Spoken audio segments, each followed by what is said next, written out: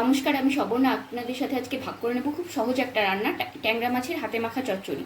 তার জন্য আমরা নিয়ে নিয়েছি এখানে ছোট করে কেটে রাখা বেগুন, কুচো করে কেটে রাখা আলু, পেঁয়াজ কুচি, টমেটো কুচি, কাঁচা লঙ্কা কুচি, ধনেপাতা কুচি, আর এখানে নিয়েছি শুকনো লঙ্কা গুঁড়ো, ধনিয়া গুঁড়ো, জিরে গুঁড়ো, লবণ, হলুদ, আর এখানে নিয়েছি দেখুন কিছু ট্যাংরা মাছ। দেখতেই পাচ্ছেন আমি গ্যাসের ওপরে কড়াই বসিয়ে নিয়েছি। এরপর এখানে একে একে সমস্ত ধনেপাতা ছাড়া সমস্ত মশলাগুলো দিয়ে দেব আর সমস্ত সবজিগুলোও দেব।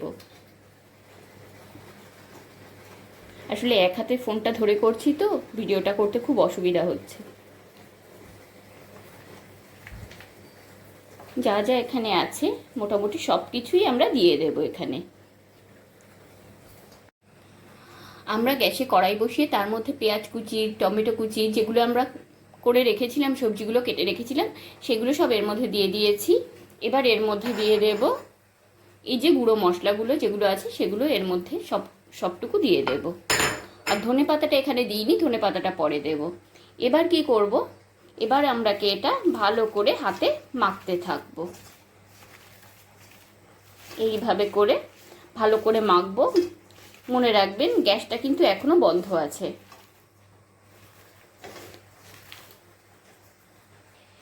আমাদের মাখানো প্রায় কমপ্লিট।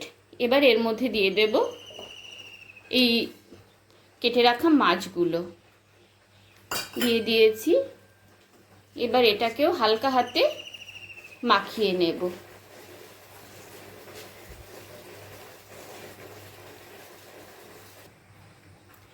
এর মধ্যে এবার আমরা দিয়ে দিচ্ছি বেশ খানিকটা সর্ষের তেল।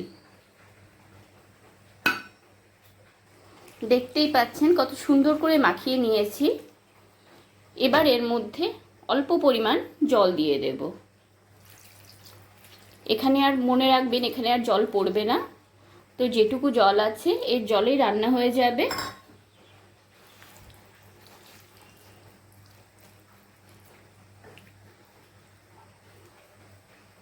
এবার এটাকে গ্যাসটা জ্বালিয়ে ঢাকা দিয়ে রান্না হতে দেব। ততক্ষণে আমি হাতটা ধুয়ে নিই। এবার মিনিট 10 এভাবে হতে দেব, আর মাঝে একবার নেড়ে দেব, উল্টে দেব। আমরা দেখি ঢাকাটা খুলে একবার চেক করে নিই কী অবস্থায় আছে। এবার নেড়ে দিই। আবার বেশি শক্ত হাতে নাড়ানোও যাবে না, তাহলে মাছগুলো পুরোপুরি ভেঙে যাবে। আসলে কি বলুন তো, একটু কাঁপছে ভিডিওটা। আমি তো হাতে ধরে ভিডিওটা করছি, এক হাতে ফোন ধরে আছি, এক হাতে ভিডিও করছি। আপনারা কিন্তু প্লিজ কিছু মনে করবেন না, আমার কাছে তো অন্য কোনো ইকুইপমেন্ট নেই যে সেটা দিয়ে ভিডিও করব। এখনও দেরি আছে, তো আমরা এটাকে আবার ঢেকে দিই, আমরা এটাকে হতে দিই। এবার দেখে নিই আমাদের চচ্চড়ি কত দূর হলো। প্রায় হয়ে এসেছে। তো এবার কি করব, আমরা হালকা হাতে একটু নেড়ে দেব। দেখুন তলাগুলো ধরে ধরে আসছে, এখন জলটা শুকিয়ে আসছে। গ্যাসটাকে আমরা ফ্লেমটাকে কমিয়ে দিই। এবার সামান্য একটু কাজ আছে। সামান্য একটু কাজ আছে বলতে আমরা যে ধনেপাতাটা কুচি করে রেখেছিলাম সেটা দিয়ে দেব। আর দেব কি এর মধ্যে কিছু কাঁচা সর্ষের তেল, যে দিয়ে দিচ্ছি আমি কাঁচা সর্ষের তেল। বেশ হাত খুলে তেলটা দিতে হবে, তাহলে এই সর্ষের তেলের ঝাঁঝ গন্ধটা এখানে খুব ভালো যায়।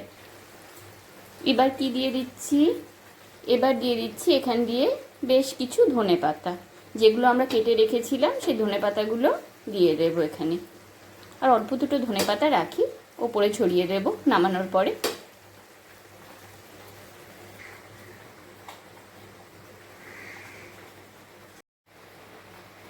হয়ে গেছে 10 মিনিট। এবার আমরা ঢাকা খুলে দেখে নেব কি অবস্থায় আছে। দেখুন কত সুন্দর লাগছে। এটা গরম ভাতের সাথে দুর্দান্ত লাগে। এবারে আমাদের একটাই কাজ, এটাকে কড়াই থেকে নামিয়ে নেওয়া। এই যে রেডি আমাদের হাতে মাখা ট্যাংরা মাছের চচ্চড়ি।